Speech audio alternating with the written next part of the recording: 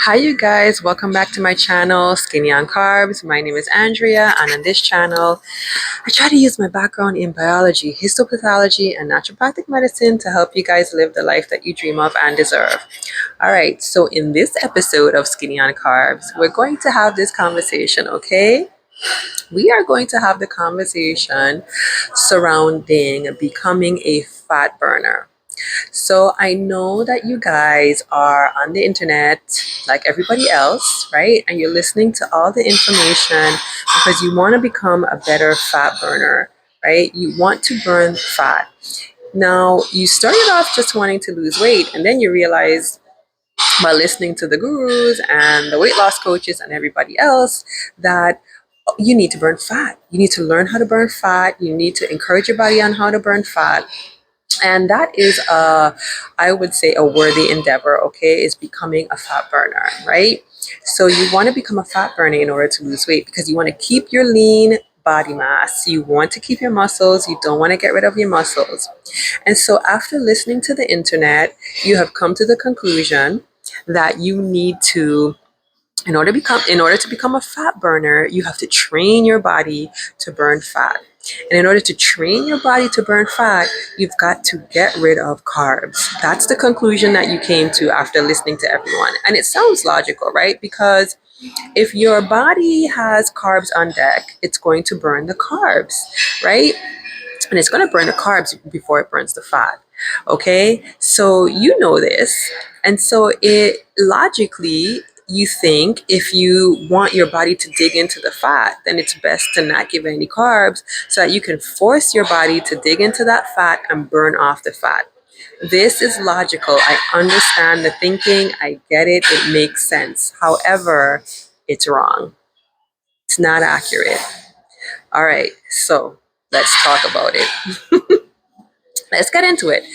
All right, so the reason you really don't have to train your body to burn fat, and now the way that the internet tells you to train your body to burn fat is it's telling you that you need to eat fat, not eat carbs, right? Did I mention that? I think I did.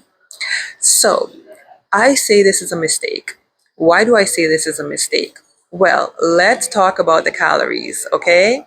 So when we're talking about calories, I always have to mention that calories in, calories out is a real thing. It's not the holy grail. However, it is real. So what that means is you need to be in a caloric deficit some way, somehow, however you get to that caloric deficit, but you've got to be in a caloric deficit in order to lose weight. Now, there are multiple ways to get to your caloric deficit or to enhance a caloric deficit. However, you've got to be in a caloric deficit in order to lose weight. Now, if you look at all the macros, fat, carbs, and protein, fat is the most calorically dense macro. I mean, it is disgustingly dense. Okay?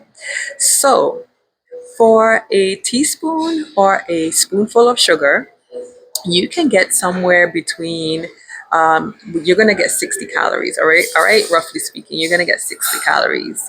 That same spoonful of sugar, if you were to do it as oil, it's going to be 120 calories. That's a lot of calories in just a spoonful of straight oil. Okay, fat is calorically dense. So what does calorically dense mean? What do people mean when they say calorically dense or calorically dilute? A food is calorically dense because it is when you strip the water and you strip the fiber, and now all you have is calories, right? So the volume goes down and the calorie count goes up. Okay, so when you're dealing with oil, there's no water at all because oil and water doesn't mix, and there's no fiber, right? So a spoonful of oil, you're looking at 120 calories. When you add fat to your macro count or to your meal plan, you are adding a ton of calories, okay? And the fat, despite what people are saying, does not drive down your appestat. It ramps up your appestat, okay?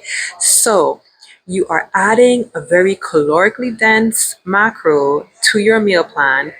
It can easily put you in a surplus. without you even knowing it. Okay? So that's the first problem with adding fat to your macros in order to become a better fat burner and thinking you're going to burn fat. Okay? It doesn't suspend the laws of a caloric deficit. Okay, it makes it harder to get into a caloric deficit. The laws of the caloric deficit cannot be suspended. I can't say this enough. You still got to be in a caloric deficit in order to lose weight. And if you're eating a calorically dense food that does not help to ramp down your appetite, you can easily put yourself in a caloric surplus. That's number one. Number two, this is a fallacy thinking that you have to become a fat burner. I've said this in other videos as well. You do not need to train your body to burn fat. You are born with that birthright to burn any of the macros for fuel. You can already burn fat. You can burn fat, you can burn carbs, and you can burn protein. Well, protein is going to be converted for the most part. You have some amino acids like glutamine, that can feed directly into the Krebs cycle, but for the most part, most of them need to be converted via gluconeogenesis, which means you have to turn that amino acid into a glucose, a sugar, in order to burn it for fuel. However, you can use any of the macros for fuel, including fat. You don't have to train your body in order to burn fat. Okay? What you are going to be doing is, in a normal physiological setting, under normal circumstances, you switch back and forth between burning carbs and fat for fuel depending on your activity levels. Okay? Your body is smart that way. It knows how to do that. Why are you doing this? Why is your body doing this? Because carbs is a preferred fuel source. It is quicker. So for quick energy, when you're moving around, doing your daily tasks, your body's going to prefer carbs. It's going to prefer the carbs over the fat. Okay? So even if you're eating a ton of fat, your body's still going to source carbs. It's going to dig it out from the proteins that you eat or from the proteins in your body. Sorry, okay? Because fat is not fast fuel. Fat is slow fuel. Carbs is quick fuel. And your body during activity is going to need carbs, not fat. It will dig it out. It will mine it from wherever it can. And all that protein that is coming with your fat, because most people are not just eating butter and oil all day long, right? Most people are getting their fat from animal sources, which means it's accompanied with some protein. So that protein that you're eating, you're not using it mostly for protein synthesis. Your body is taking that and it's mining it for sugar and it's turning it into fuel. It's not using it as a building block. All right. So your body is going to use carbs when it needs it, and it's going to use fat when it needs it, despite what you're doing. All right? Your body is going to burn fat for fuel when you are at rest, mostly, because fat is slow. It's going to burn it, but it's not going to burn it in a case where it needs it quickly. So when you're at rest, when your heart rate is down, when you have a lower heart rate, when you're at rest at nighttime, usually when you're coming down off of moving around, that's when your body is going to go back and forth between the fat burning. Okay. And if you have time during the day where you allow yourself to get hungry and you're not moving around, your body is going to switch into some fat burning at that time as well. So you don't need to train your body to burn fat. You're already born that way. And if you're a female, you're especially equipped to burn fat for fuel, okay? Because you're going to need to know how, your body needs to know how to do that. That's why it's storing fat around the hips, because when you're carrying that baby and you might not be able to get to the fuel source that you need, the food source that you need, it's going to dig into the fat. It knows how to do this. You're already well equipped to burn fat for fuel. You're already metabolically flexible. That's what we call metabolic flexibility. You are metabolically flexible. You don't have to train your body to burn fat for fuel, okay? So just to reiterate, when you add fat into the diet, you are more likely to put yourself in a caloric surplus, which means you're not going to get to your calorie deficit, which means it's going to be harder to lose weight. Second, it's a myth to think that you need to starve yourself of all carbs in your diet in order to burn fat for fuel, because that's virtually impossible. Your body is going to mine the carbs from somewhere, and usually it mines the carbs from proteins. It has a process called gluconeogenesis, and most people are taking in their fats with proteins. They're not on a strict ketogenic diet where they're just eating butter, they're just eating oil. Most people are not on that type of a diet. Most people are eating bacon and steaks and all kinds of other meat sources in order to sort. They're eating fatty meats, but they're still eating meat, and those fatty meat come with protein.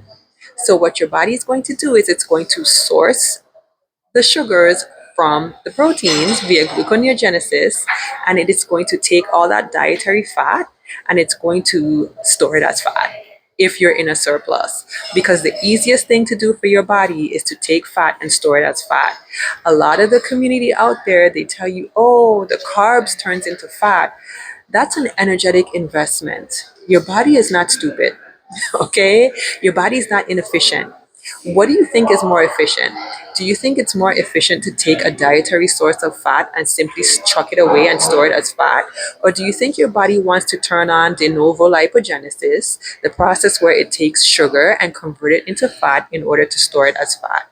What is it going to do? If it has all of the macros available, which it will have the macros available, because like I said, you're eating the protein with the fats, so it's going to have availability to produce carbs at will. So if it has that availability, it's not going to take the carbs and store it as fat. It will easily take the fat and store it as fat, and it's going to use the sugar for fuel, because that is the preferred fuel source, whether you like it or not. It still doesn't change anything. Okay. So it is an absolute myth to think that you need to train your body to burn fat as fuel. No such thing is necessary.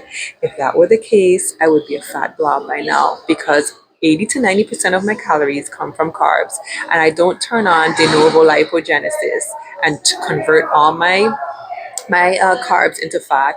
I don't have fatty liver. My liver is functioning just fine.